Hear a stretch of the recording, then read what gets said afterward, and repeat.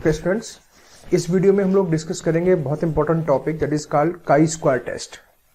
सो chi square test basically क्या है, इसके बारे में हम डिस्कस करते हैं। सपोज कीजिए हमारे पास एक कॉइन है और उस कॉइन पे हमने एक बार टॉस किया तो या तो हेड आ सकता है या टेल आ सकता है।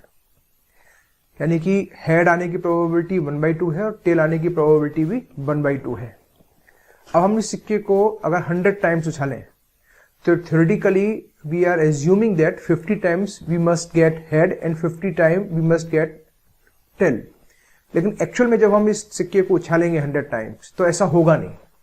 हो सकता है कि हमको 45 टाइम्स हेड मिले या हो सकता है हमें कुछ और नंबर ऑफ टाइम्स हेड मिले, यानी कि एग्जैक्टली 50 टाइम्स हेड मिले ये जरूरी नहीं है। और इसकी प्रोबेबिलिटी भी बहुत ज्यादा नहीं है कि बिल्कुल एग्जैक्टली जब आप एक्सपेरिमेंट करें तो आपको 50 टाइम्स हेड मिले। तो क्वेश्चन यहाँ आता है कि हम ये कैसे माने कि हमारा सिक्का अनबाइज्ड है, कि हम एक सिक्के को उछाल रहे हैं और उछालने के बाद हमारा 50 टाइम्स अगर हेड नहीं आया, जबकि हेड आने की प्रोबेबिलिटी, एक बार सिक्का उछालने पर हेड आने की प्रोबेबिलिटी हमारी 1/2 है, तो हमारे को थ्योरेटिकली तो 100 टाइम्स हेड आना चाहिए, लेकिन ऐसा होता नहीं है। जब आप प्रैक्टिकल करेंगे या सिंपली आप 100 टाइम्स ना भी कर पाए तो अगर 10 टाइम्स एक सिक्के को उछाले तो 5 टाइम्स हेड आएगा, ऐसा जरूरी नहीं है। ज्यादा भी हो सकता है, कम भी हो सकता है। तो यानी कि जो हमारा थ्योरेटिकल रिजल्ट्स हैं और जो हमारे एक्सपेरिमेंटल रिजल्ट्स हैं, उन रिजल्ट्स के बीच में एक डिस्क्रिपेंसी आ जाती है, एक वेरिएशन आ जाता है, एक डिफरेंस आ जाता है। तो उस डिफरेंस को हम मेजर करते हैं कि वो डिफरेंस कितना है, और मेजर करने के बाद हम ये कैलकुलेट करते हैं कि एक टॉलरेंस लिमिट लेके चलते हैं कि यार ठीक है, हम अपने इस एक्सपेरिमेंट के अंदर हम इतने % एरर एक्सेप्ट कर रहे हैं। वो अनफोर्स रीजन हो सकते हैं, वो नेचुरल रीजन कॉज के कारण भी एरर हो सकती है, वो ह्यूमन एरर के कारण, ह्यूमन ट्रायल एरर के कारण भी एरर आ सकती है, उसके रीजन असाइनेबल कॉज भी हो सकते हैं और नेचुरल कॉज से भी एरर हो सकती है। तो हम एक टॉलरेंस लिमिट लेके चलते हैं कि 5% हम वेरिएशन मान लेते हैं कि 5% का वेरिएशन है अगर हमारी थ्योरेटिकल वैल्यूज हैं और हमारी जो एक्सपेरिमेंटल वैल्यूज के बीच में है। तो हम मान लेते हैं कि yes, we are accepting this, कि जो थ्योरी है और जो हमारा एक्सपेरिमेंटल का डेटा है दे आर मैचिंग। जैसे सपोज कीजिए हमारे पास एक सिक्का है, अगेन मैं I am coming on this example. हम उस सिक्के को 100 टाइम्स टॉस करते हैं और 100 टाइम टॉस करने के बाद थ्योरेटिकली हमारे को 50 टाइम्स हेड मिलना चाहिए, लेकिन 50 टाइम्स हेड नहीं मिला। हम ये मान के चल रहे हैं कि 5% की एरर हम एक्सेप्ट कर रहे हैं। 5% की एरर का मतलब है कि 5% यानी 5 टाइम ऊपर नीचे हो सकता है, यानी 45 से लेके अगर 55 के बीच में भी हेड आता है तो हम कह देंगे कि हमारा सिक्का अनबाइज्ड है और जो थ्योरेटिकल रिजल्ट है वो रिजल्ट्स हमारे एक्सपेरिमेंट रिजल्ट के द्वारा वैलिडेट हो जाते हैं। तो यहाँ पे क्वेश्चन ये आता है कि वैलिडेशन कैसे करें, हम कैसे मेजर करें कि हमारे जो थ्योरेटिकल रिजल्ट्स हैं और एक्सपेरिमेंटल डेटा का जो रिजल्ट आ रहा है वो आपस में ऑलमोस्ट सेम है, यानी कि हमारे एक्सपेरिमेंट हमारी थ्योरी को वैलिडेट कर रहे हैं। ये कैसे पता चले? तो काई स्क्वायर टेस्ट इसमें एक बहुत इंपॉर्टेंट रोल प्ले करता है। तो बेसिकली अगर हम काई स्क्वायर टेस्ट की बात करें तो काई स्क्वायर की डेफिनेशन ही कहती है chi square affords a measure of correspondence between theory and observations. Observations में मतलब है प्रैक्टिकल एक्सपेरिमेंट के ऑब्जर्वेशन से है। तो हम यहाँ पे थ्रू आउट इस काई स्क्वायर टेस्ट में इसी तरह की चीजें डिस्कस करेंगे कि जो थ्योरेटिकल डेटा है और जो हमारा एक्सपेरिमेंट डेटा है उनके बीच में अगर कोई डिफरेंस आ रहा है तो डिफरेंस कितना है, वो डिफरेंस एक्सेप्टेबल है, नहीं है, एक्सेट्रा। तो हम यहाँ पे थ्रू आउट इस चैप्टर में OI, जिसको हम रिप्रेजेंट करेंगे ऑब्जर्व और एक्सपेरिमेंटल फ्रीक्वेंसी से, EI विल रिप्रेजेंट एक्सपेक्टेड और हाइपोथेटिकल। एक्सपेक्ट मतलब जो थ्योरेटिकल वैल्यूज है, और हाइपोथेटिकल फ्रीक्वेंसीज को रिप्रेजेंट करेंगे। और जो काई स्क्वायर की बेसिकली जो वैल्यूज होती है that is given by chi square equal to sigma I equal to 1 to n OI minus EI का whole square divided by EI, जहां पर टोटल ऑब्जर्व फ्रीक्वेंसी और टोटल एक्सपेक्टेड फ्रीक्वेंसीज जो भी हैं उसको हम n कैपिटल नंबर n से मान रहे हैं। अब अगर हम इस काई स्क्वायर के फॉर्मूले को देखें तो अगर हमारी इस फॉर्मूले में अगर OI और EI दोनों बराबर हो गए तो काई स्क्वायर 0 हो जाएगा। कहने का पर्पज यहाँ पे ये है कि जब कभी भी हमारा एक्सपेरिमेंटल डेटा थ्योरेटिकल डेटा से बिल्कुल मैच कर जाएगा तो उस केस में काई स्क्वायर की वैल्यू दैट विल बी 0। और काई स्क्वायर हमेशा एक पॉजिटिव क्वांटिटी होगा, ये नेगेटिव नहीं हो सकता। क्यों? EI is frequency of expected values, तो ये निगेटिव नहीं होंगी फ्रीक्वेंसीज। और सिमिलरली OI माइनस EI का क्योंकि होल स्क्वायर है तो ये क्वांटिटी भी निगेटिव नहीं हो सकती। तो काई स्क्वायर की वैल्यू या तो 0 हो सकती है या पॉजिटिव हो सकती है। तो अगर 0 आ गई तो हम कहेंगे कि जो हमारा थ्योरेटिकल डेटा है वो हमारे एक्सपेरिमेंट से वैलिडेट होता है, या हम कह सकते हैं कि जो हम थ्योरेटिकली प्रेडिक्ट कर रहे थे एक्सपेरिमेंट पे हमें वही मिल रहा है। यानी कि इन थ्योरी इन डेटा के बीच में कोई डिस्क्रिपेंसी नहीं है। और काई स्क्वायर अगर ग्रेटर देन 0 आता है तो देन वी से दैट कि जो एक्सपेरिमेंटल डेटा है और जो थ्योरेटिकल डेटा है वो आपस में एग्री नहीं करते हैं, कहीं ना कोई थोड़ा डिफरेंस है। तो हम यहाँ पर जो चीजें डिस्कस करेंगे, जो टर्मिनोलॉजी बहुत ज्यादा यूज करेंगे, एक बार हम उन टर्मिनोलॉजी से थ्रू हो जाते हैं। हम एक चीज डिस्कस करेंगे यहाँ पर बहुत ज्यादा, that is degree of freedom. So degree of freedom से क्या मतलब है यहाँ पे? तो in general degree of freedom का मतलब यहाँ पर हमारा है कंस्ट्रेंट कितने हैं, that is generally degree of freedom. जैसे फॉर एग्जाम्पल अगर हम बात करें कि हमारे पास सपोज करो कोई कहे कि हमारे पास 3 नंबर्स हैं, I am just taking it the last, then we will discuss. Suppose करो somebody says that the sum of 3 numbers, let us suppose we have 3 number A, B and C, and sum of 3 numbers are the sum of 3 number is 10, that is A plus B plus C is equal to 10। तो ये numbers क्या हो सकते हैं? आप इनमें से अगर हमसे कहा जाए कि कोई नंबर आर्बिट्री आप चुन सकते हो, कोई भी नंबर ले सकते हो, तो in that means in 3 numbers, यानी कि हमसे कहा गया कि choose 3 number arbitrarily such that the sum of these 3 numbers is 10। तो हम इन 3 नंबर्स में से केवल 2 नंबर्स ऐसे हैं जिनको हम आर्बिट्री चुन सकते हैं। हम A की वैल्यू कुछ ले सकते हैं, सपोज करो A हमने 20 ले लिया, B इक्वल टू हमने सपोज करो 50 ले लिया। तो उस केस में C हम अपने आप नहीं चुन सकते। क्यों नहीं चुन सकते? क्योंकि हमें कंडीशन दी हुई है A plus B plus C equal to 10। तो यानी कि यहां से जो C की वैल्यू निकल के आएगी, C will be 10 minus A minus B। So that is 10 minus 20 minus 50, that is minus 60। तो कहने का पर्पस यहाँ पे ये है कि हमारे को 3 नंबर दिए हुए थे जो आर्बिट्री चूज करने थे, लेकिन एक कंडीशन, एक कंस्ट्रेंट दे दिया, और that constraint was A plus B plus C equal to 10। तो हमारे पास आर्बिट्री यानी कि जितने नंबर हम आर्बिट्री फ्रीडम थी हमारी को चुनने की 2 नंबर्स को। तो that means degree of freedom यहां पे हमारे हो गई 3 नंबर चुनने थे, एक कंस्टेंट हटा दिया, दैट इज 2। सिमिलरली अगर हम एक कंस्टेंट इसमें और लगा दें, सपोज करो एक कंस्टेंट तो ये हो गया A plus B plus C equal to 10, और एक कंस्टेंट यहां पे एक और लगा दिया कि सपोज करो V इक्वल टू 2A। अब सिर्फ हमारे पास एक नंबर चूज करने की सहूलियत है, एक नंबर हम अपना आर्बिट्री चूज कर सकते हैं। सपोज करो we take as A equal to 10। तो जैसे हम A इक्वल टू 10 लेंगे, B की वैल्यू अपने आप हो जाएगी 20, और V इक्वल टू जैसे ही हम 20 लेंगे, C की वैल्यू ऑटोमेटिक निकल के आ जाएगी, दैट इज -20। तो हमारे पास यहां पर नंबर ऑफ वेरिएबल्स हमको 3 चूज करने थे आर्बिट्री, लेकिन 2 कंस्टेंट हमारे पास थे, तो हमारे पास डिग्री ऑफ फ्रीडम हो गया 1। यानी कि हम इन 3 नंबर्स में से केवल एक नंबर ऐसा था जिसको हम आर्बिट्री चूज सकते हैं। तो this is called degree of freedom. तो यहां पर हम जब हम डिस्कस करेंगे काई स्क्वायर टेस्ट के बारे में, तो हम लोग बहुत ज्यादा डिस्कस करेंगे डिग्री ऑफ फ्रीडम। तो it says that in chi square distribution if the data is given in a series of n numbers, then degree of freedom will be n minus 1. n minus 1 will be the degree of freedom. Similarly, अगर हमारा कहीं भी हम binomial distribution use कर रहे हैं theoretical distribution के अंदर, तो उस केस के अंदर हमारे पास डिग्री ऑफ फ्रीडम n-1 होगा। पॉइजन डिस्ट्रीब्यूशन के केस में n-2 डिग्री ऑफ फ्रीडम होगा, और नॉर्मल डिस्ट्रीब्यूशन के अंदर जो हमारा डिग्री ऑफ फ्रीडम होगा that would be n-3। Now application of chi square. तो काई स्क्वायर टेस्ट के काफी सारे एप्लीकेशंस हैं। जिन 2 एप्लीकेशंस को हम डिस्कस करेंगे वो ये है as a test of goodness of fit, और दूसरा as a test of independence of attributes. तो इनके बारे में डिटेल में जैसे आगे बढ़ेंगे तो हम डिस्कस करेंगे।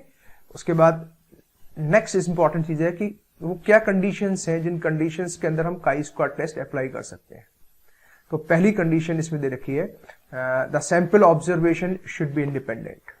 जो भी हमारी ऑब्जर्वेशंस आ रही हैं वो आपस में इंटरलेट नहीं होनी चाहिए। The constant on self frequency if any should be linear, that is summation o i is equal to summation e i, यानी जो ऑब्जर्व फ्रीक्वेंसी है और एक्सपेक्टेड फ्रीक्वेंसी है these must be clear, that is these must be same. The total number of frequency should be reasonably large. The question is what, कहने का purpose यहाँ पे है कि जितना ज्यादा डेटा होगा, एक्सपेरिमेंटल डेटा हमारे पास जितना ज्यादा होगा या थ्योरेटिकल डेटा जितना ज्यादा होगा, इनफैक्ट एक्सपेरिमेंटल डेटा से हमारे यहाँ पे ज्यादा वैल्यू है, उतना हमारा रिजल्ट ज्यादा एक्यूरेट आएगा। जैसे एक सिक्के को अगर हम 3 बार उछालें या 5 बार उछालें या 10 बार उछालें और फिर हम काई स्क्वायर टेस्ट निकाल के लगाना चाहें कि ये हमारा कॉइन बाइज्ड है या अनबाइज्ड है, तो हमें इतना अच्छा रिजल्ट नहीं मिलेगा जितना हम उस सिक्के को 100 टाइम्स टॉसअप करें और जो आउटकम आए उस आउटकम के ऊपर काई स्क्वायर टेस्ट लगाएं। तो एंड जितना लार्ज होगा हमारा जो रिजल्ट है उतना ज्यादा एक्यूरेट आएगा। तो यहाँ पे क्वेश्चन आता है कि लार्ज से क्या मतलब है, क्योंकि हम सैंपल की बात करते हैं, सैंपल का साइज भी बहुत बड़ा तो नहीं ले सकते हम। तो ये कह रहा है कि एटलीस्ट 50, कम से कम 50 तो हो, 50 से नीचे में फिर ये स्मॉल डेटा बन जाता है। 50 और 50 से अबव है तो बहुत अच्छी चीज है। Next it says no theoretical cell frequency should be small.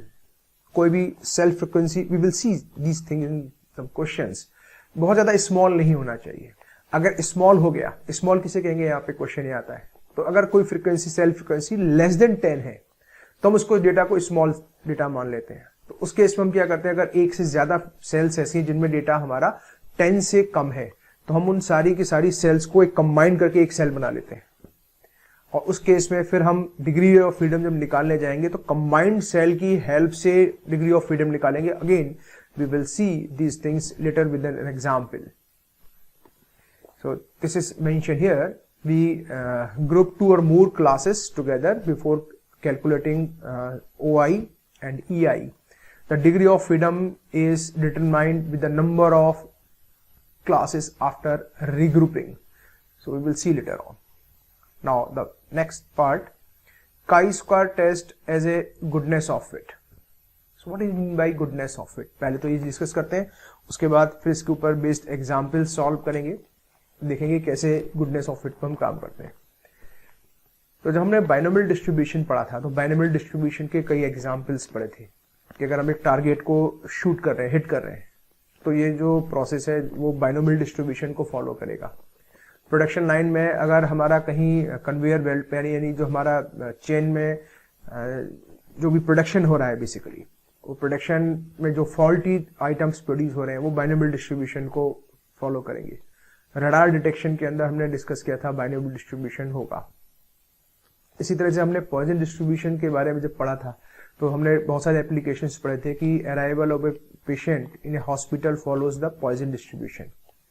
किसी गैराज के अंदर कार रिपेयर होने के लिए आती है तो वो भी एक पैटर्न को फॉलो करती है, that pattern is Poisson distribution. तो I am just again you reminding all these things. Telephone exchange के अंदर अगर हमारे पास number of calls per hour आ रही हैं, again this is the application of Poisson distribution. So there are several application of Poisson distribution. Computer science के अंदर अगर आप प्रोसेस पढ़ोगे, शेड्यूलिंग किस तरह से प्रोसेस हमारे प्रोसेस होने के लिए जा रहे हैं माइक्रो प्रोसेसर के ऊपर, तो वो भी arrival of process for processing itself follows the poison distribution. तो ये सारे के सारे एप्लीकेशंस हमने डिस्कस किए थे। तो क्वेश्चन ये आया कि एप्लीकेशंस कैसे पता चला कि पॉइजन डिस्ट्रीब्यूशन के थ्रू ही है। तो यहाँ पर काई स्क्वायर टेस्ट हेल्प करता है। काई स्क्वायर टेस्ट ऐसे गुडनेस ऑफ फिट।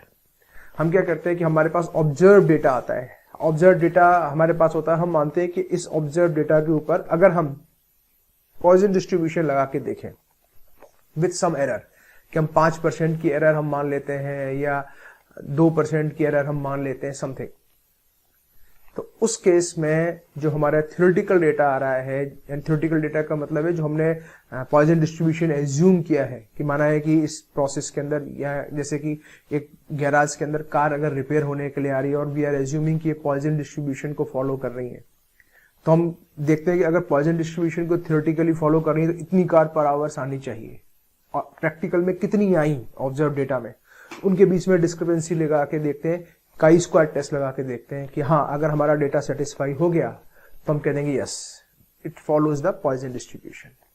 तो इसी तरह से हम यहाँ पे यूज करते हैं chi square test as a goodness of fit, यानी कि किसी भी ऑब्जर्व फ्रीक्वेंसी के अंदर कोई भी एक गिवन डिस्ट्रीब्यूशन, चाहे वो बाइनोमियल हो, चाहे वो नॉर्मल हो, पॉइजन हो, या कोई भी डिस्ट्रीब्यूशन हो, वो सही काम कर रहा है या नहीं कर रहा है, यानी कि उस डेटा को सबसे अच्छा रिप्रेजेंट कर पा रहा है या नहीं कर पा रहा है, वो हमारा काई स्क्वायर टेस्ट हमें पता चल जाता है। एक एग्जाम्पल लेते हैं, इसकी हेल्प समझते हैं। In experiment of pea breeding, this is the experiment of genetics, the following frequency of seeds were obtained. अगर आपको याद हो तो ग्रेगर जॉन मेंडल ने जेनेटिक्स की खोज की थी, तो उन्होंने अपने एक्सपेरिमेंट पी सीड के ऊपर किए थे, क्योंकि पी सीड्स ऐसा था जिसमें सबसे ज्यादा वेराइटीज थी, यानी कि वो राउंड और येलो भी था, रिंकल के साथ येलो था, राउंड ग्रीन था, रिंकल ग्रीन था। तो उन्होंने उसके ऊपर जेनेटिक्स के एक्सपेरिमेंट किए थे। तो यहाँ पे इस तरह से कोई जेनेटिक्स के एक्सपेरिमेंट ही है। तो ये कह रहा है राउंड एंड येलो शीट्स हम एक्सपेक्ट कर रहे हैं, दिस इज 315 हमें मिले हैं। सीड्स वर ऑब्टेन, यानी कि हमारी ऑब्जर्व फ्रीक्वेंसी है बेसिकली। रिंकल्ड एंड येलो, इसको वाई से रिप्रेजेंट किया है, this is 101। Round and green, this is 108। Wrinkle and green 32। Total 556, यानी 556 टोटल सीड्स हमें मिले। Theory predicts the frequency should be proportions of 9:3:3:1। Theoretically हम ये मान के चल रहे थे कि जो प्रोडक्शन होगा सीड्स का वो इस रेशियो में होगा। Examine the correspondence between theory and experiment. तो हमें एक्सपेरिमेंट और इसके बीच में क्या कोई भी हमारा करस्पॉन्डेंस है, यानी कि कोई भी आपस में लिंकेज है, जो थ्योरी प्रिडिक्ट कर रही है क्या वही ऑब्जर्वेशन में हमें मिल रहा है नहीं मिल रहा है, ये चेक करो। So how we do that? तो सबसे पहले हम इसमें लिखते हैं this is null hypothesis. So question is what is null hypothesis? तो जैसे सीएस में आपने डिस्क्रीट मैथमेटिक्स के अंदर किसी भी फॉर्मूले को प्रूफ करने के लिए कई मेथड पढ़े होंगे, direct method, indirect method, method by contradiction etcetera. तो उसमें जैसे हम कंट्राडिक्शन में हम ये मान लेते हैं कि सपोज करो कोई चीज हमें कोई फार्मूला प्रूव करना हो, तो हम एक चीज स्टेटमेंट को ट्रू मानते हैं कि suppose the given statement is true, और गिवन स्टेटमेंट ट्रू के बाद फिर हम एक्सपेरिमेंट करते हैं, नीचे कैलकुलेशंस करके लाते हैं और दिखा देते हैं दोनों चीजें कि ये पॉसिबल ही नहीं है, कंट्राडिक्ट कर रहे हैं अपने स्टेटमेंट को। जैसे अगर हमने कहीं प्रूव किया और दिखा दिया कि 2 इज ग्रेटर देन 3, तो 2 इज ग्रेटर देन 3 हो नहीं सकता, इसका मतलब है जो हमने इनिशियल स्टेटमेंट माना था वो स्टेटमेंट गलत है, करेक्ट। तो इसी तरह से हमारी नल हाइपोथेसिस होती है। फिर हम एक अल्टरनेटिव हाइपोथेसिस लेके चलते हैं। तो नल हाइपोथेसिस हमेशा काई स्क्वायर के टेस्ट में हम मान के चलते हैं कि chi square is 0। Null hypothesis we are expecting that chi square is equal to 0। तो काई स्क्वायर 0 कब होगा? अगर आपको अभी मैंने ऊपर फॉर्मूला लिखा था काई स्क्वायर का, if you see the formula of chi square is OI minus EI का whole square divided by EI। So ये 0 कब होगा? जब OI और EI दोनों बराबर हो जाए, यानी कि ऑब्जर्व फ्रीक्वेंसी और expected frequency both are equal. यानी कि जो थ्योरी सजेस्ट कर रही है और जो एक्सपेरिमेंट मिल रहा है, एक्सपेरिमेंटल डेटा आ रहा है, उनमें कोई डिफरेंस नहीं है। इसलिए ध्यान रखना, नल हाइपोथेसिस में हमेशा काई स्क्वायर इज 0। हम ये मान के चलते हैं काई स्क्वायर इज 0, यानी कि जो हमारी ऑब्जर्व डेटा है और जो हमारा थ्योरेटिकल डेटा है वो दोनों सेम है, दोनों में कोई डिफरेंस नहीं है। तो उसको हमने इसको थ्योरेटिकल अगर लिखना चाहे तो हमने इसको नल हाइपोथेसिस को भी represent by H0। The experiment result supports the theory, यानी जो एक्सपेरिमेंटल रिजल्ट्स है और जो थ्योरेटिकल रिजल्ट्स है both are same. That is there is no significant difference between observed and theoretical frequencies. कोई सिग्निफिकेंट डिफरेंस नहीं है इनके बीच में। तो अगर हम ईमान के चलें तो थ्योरेटिकली हमारे को कितने सीड्स मिलने चाहिए थे, हमें ये निकालना पड़ेगा, क्योंकि थ्योरी हमारी सजेस्ट कर रही है दिस इज 9:3:3:1 और टोटल हमारे सीड्स थे 556। ये हमने एग्जाम में दिया हुआ है क्वेश्चन के अंदर, दिस इज 556। तो अगर हम E1 को मान लें, E1 basically represents the round and yellow seeds कितने आने चाहिए। 556 मल्टीप्लाई 9 डिवाइडेड बाई 16, ये तो 10th लेवल का क्वेश्चन है, बल्कि इससे भी पीछे का। 16 कहाँ से आया? ये सारे प्रोपोर्शन का अगर सम कर देंगे that comes out to be 16। तो 556 multiply 9 divided by 16 is equal to 312.75। So theoretically it is expected that 312.75 seats must be yellow and round. Similarly, E2 556 multiplied by 3 divided by 16. This is 104.25. That means wrinkled and yellow seats must be 104.25. Similarly, round and green must be 556 multiplied by 3 divided by 16 is 104.25. And lastly, E4 556 multiplied by 1 divided by 16 that is 34.75. तो ये हम expect कर रहे थे theoretically, लेकिन हमें मिला क्या? ऑब्जर्व क्या हुआ? ऑब्जर्वेशन हमारी इस टेबल में दी हुई है 315, 101, 108 and 32। So now we calculate the chi square. तो काई स्क्वायर की टेबल बनाएंगे। टेबल में observe frequency, this is OI 1 2 3 4 का मतलब है this is round and yellow, this is wrinkle and yellow, this is round and green, and this is wrinkled and green. So 30, 315, 101, 108, 32. Similarly, expected frequency जो अभी हमने calculate की है, this is here. So this is 312.75, 104.25, 104.25, 34.75. Next, our row is OI minus EI. OI minus EI calculate किया, we get this quantity.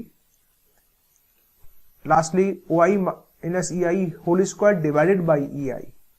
So once you will do this, this is the value of this calculation. And lastly, the formula of chi square.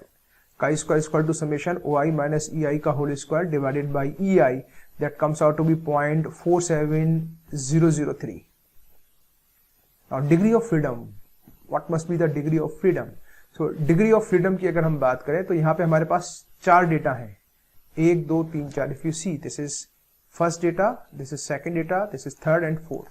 तो degree of freedom हो गया n-1। ये शुरू में मैंने अभी बताया था कि डिग्री ऑफ फ्रीडम अगर हमारे पास सीरीज में डेटा है then this is here, degree of freedom will be n-1. So here in this case degree of freedom will be 4 minus 1 into 3. So now what we do basically, यहां तक clear है। अब हम tabulated value निकालते हैं कि theoretically अगर हमारी वैल्यूज डिग्री ऑफ फ्रीडम और 5% लेवल ऑफ सिग्निफिकेंस पे कितना आता है। तो basically what this mean by level of significance से मतलब क्या है? If you see the graph of chi square test, so chi square test का जो ग्राफ होता है, जैसे नॉर्मल डिस्ट्रीब्यूशन की टेबल आपने देखी होगी, इसी तरह से chi square test, this is chi square table, this is, और ये इसका ग्राफ है। तो इस ग्राफ के अंदर ये जो रीजन है आप अपनी बुक में देखेंगे, तो ये जो रीजन है, ये रीजन कितने परसेंट है, इट इज गिवन। तो हमसे कहता है, अगर हमसे कहा गया कि 5% लेवल ऑफ सिग्निफिकेंस पे वैल्यू निकालो, तो 5% लेवल ऑफ सिग्निफिकेंस का मतलब है कि हम 5% एरर मान के चल रहे हैं। यानी कि ये टोटल एरिया अगर हम बात करें, यहां से सपोज करो ये पॉइंट ए है और ये बी है, तो इस पूरा ए से बी के बीच का जो भी एरिया होगा, that area will be 1 basically, total probability basically 1। कह रहे 5% एरिया आप हटा दो, तो 5% एरिया दैट मीन्स ये जो ब्लैक वाला रीजन है, सपोज करो ये 5% अगर हो जाए, तो 5% का मतलब हो गया 0.5। तो कह रहा है काई स्क्वायर की वैल्यू क्या होगी, यानी कि यहां से ए पॉइंट से लेके एक्स स्क्वायर तक का डिस्टेंस कितना होगा, जैसे नॉर्मल डिस्ट्रीब्यूशन में हम लोग किया करते थे।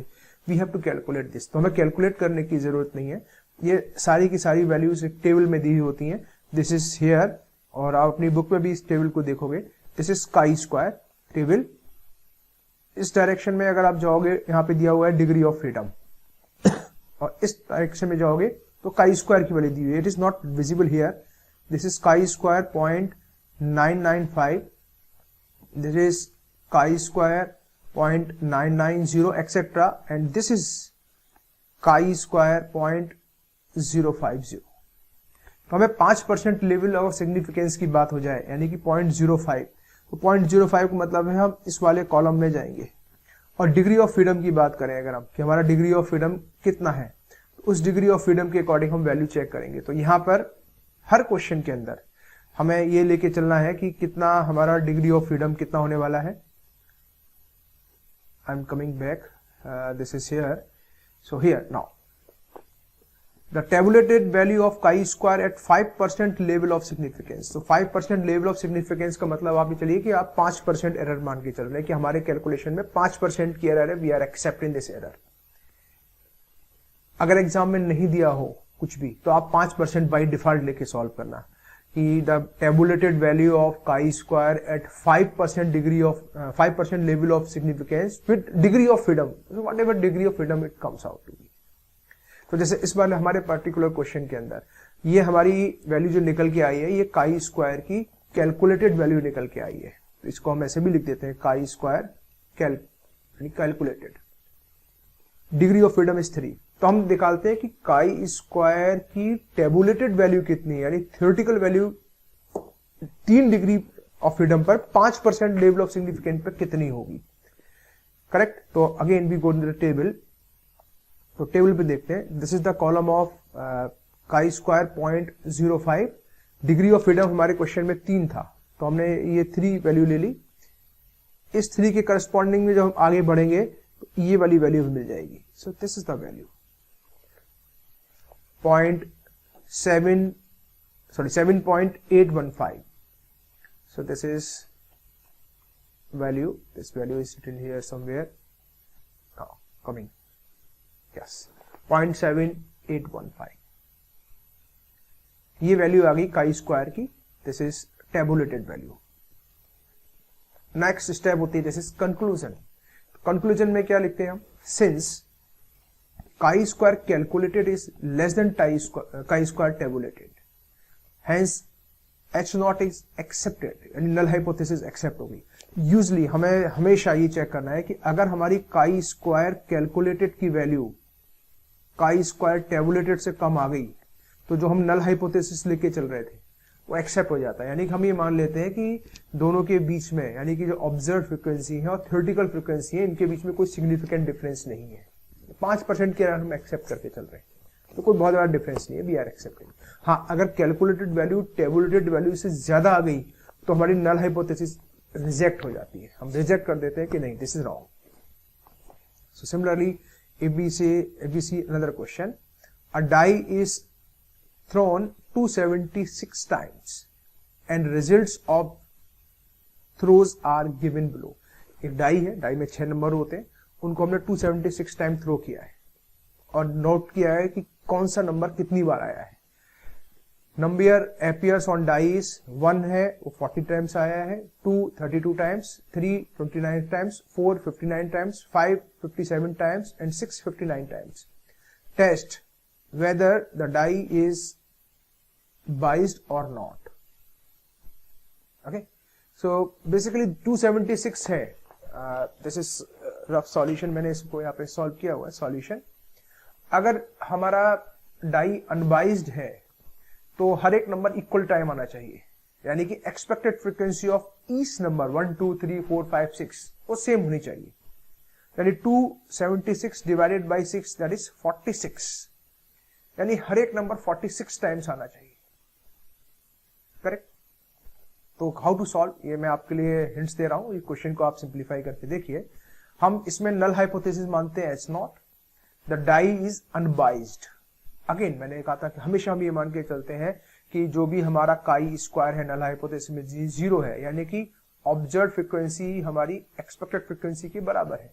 और ये कब होगा, जब हमारा जो भी कॉइन होगा, यानी जो हमारा डाई होगा यहाँ पे इस केस में, दैट इज अनबाइज्ड है। तो हम मान के चल रहे हैं कोई डिफरेंस नहीं है, जो थ्योरेटिकल सजेशन है वही आ रहा है, हमारा डाई है वो अनबाइज्ड है। तो आप क्या करोगे, ओआई हमें गिवन है, दिस इज 40 32 29 59 57 59 और एक्सपेक्टेड फ्रीक्वेंसी हर एक की 46 46 46 46 46 एंड 46 गिवन है। तो आप इसमें काई स्क्वायर कैलकुलेट करोगे, यानी sigma OI minus EI whole square divided by EI, and this comes out to be 21.30। Calculate करके देखना है यहाँ पे।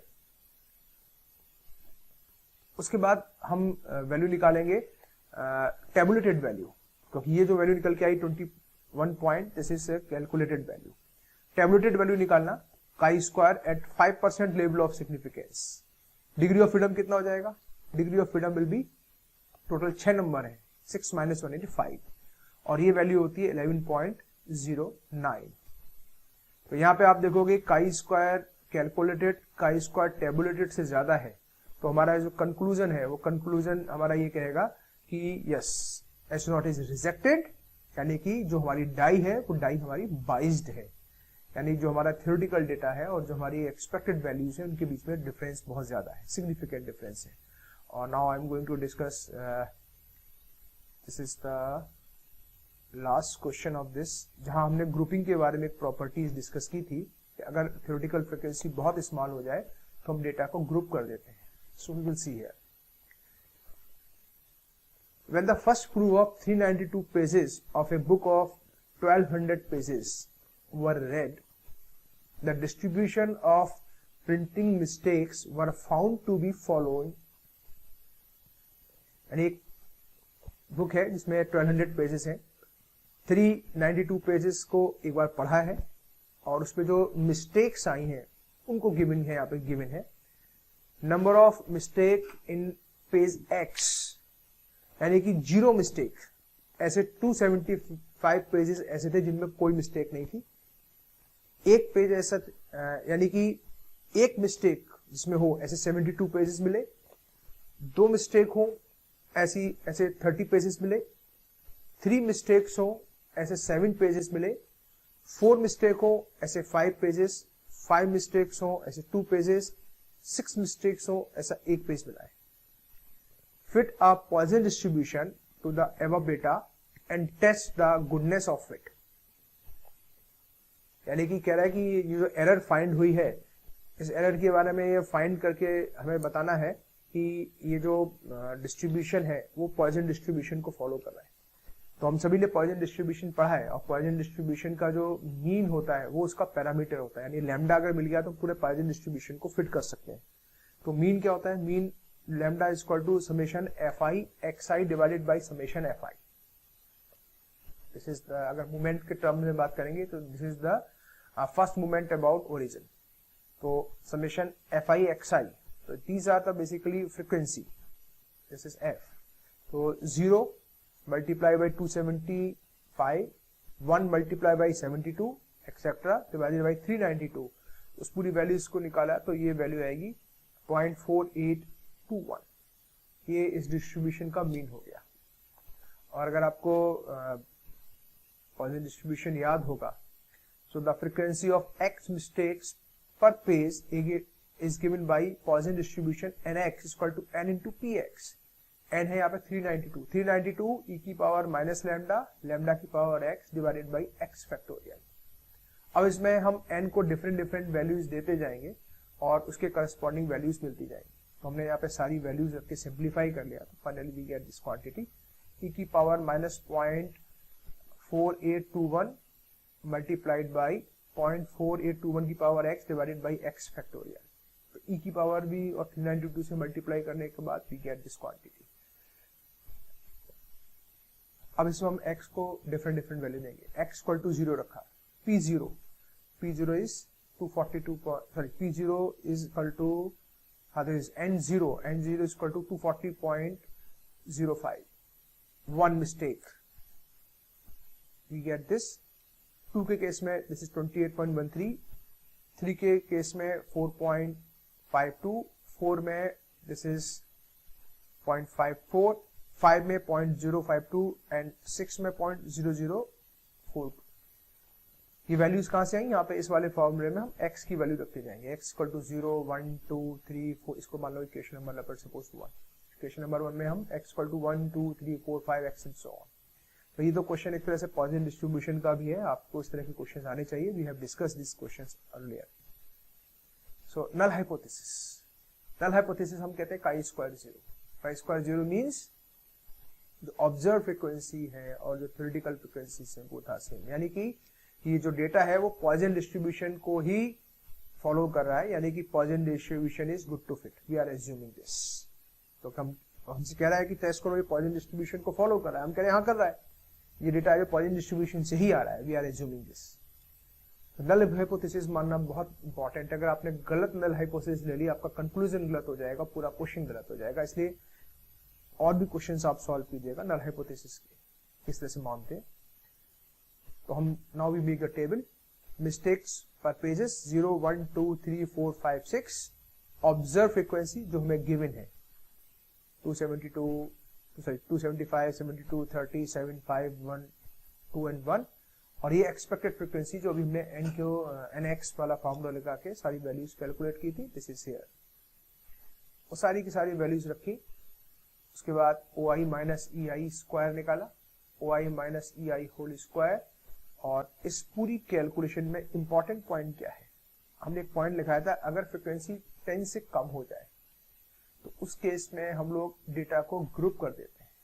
तो यहाँ पर देखिए आप, ये फ्रीक्वेंसी, ये फ्रीक्वेंसी, ये फ्रीक्वेंसी, ये फ्रीक्वेंसी, ये सारी की सारी फ्रीक्वेंसी 10 से कम है, तो हम इस पूरे डेटा को मर्ज कर देते हैं।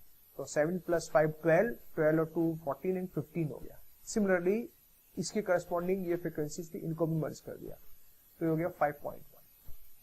तो हमारे पास टोटल 7 ग्रुप ना होके हमारे पास टोटल केवल 4 ग्रुप बचे, 1 2 3 एंड 4।